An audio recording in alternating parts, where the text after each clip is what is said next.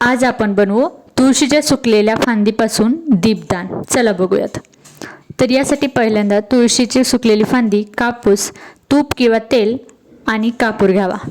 पहिल्यांदा तुळशीची सुकलेली फांदी घ्यावी व त्याचे तुकडे करावे, असे समान आकाराचे होतील असे या प्रकारे। त्यानंतर थोडासा कापूस घेऊन त्यामध्ये तुळशीची सुकलेली काडी टाकावी व हातावरती अशा प्रकारे करून ह्या अशा स्टिक बनवाव्यात। जी आपण स्टिक बनवली ती तेल किंवा तुपामध्ये अशा प्रकारे बुडवून घ्यावी व त्यानंतर कापूर घेऊन तो हातामध्ये असा बारीक चुरावा व त्याची पावडर बनवावी। ती पावडर या तुळशीच्या स्टिकवरती टोकाला लावावी। आपली स्टिक तयार झाली। तुलसी दीपदान केल्यामुळे आपल्या शरीरामध्ये सकारात्मक ऊर्जा प्राप्त होते, आपण केलेले पाप नष्ट होतात आणि सुखमय आणि शांतिमय वातावरण निर्माण होते। हे दीपदान श्री यशोदा दामोदर यांच्या पायावरती 4 वेळा, 2 वेळा पोटावरती, 3 वेळा चेहऱ्यावरती आणि 7 वेळा पूर्ण शरीरावरती करावे। श्री दामोदर अष्टकम सॉन्ग ऐकत।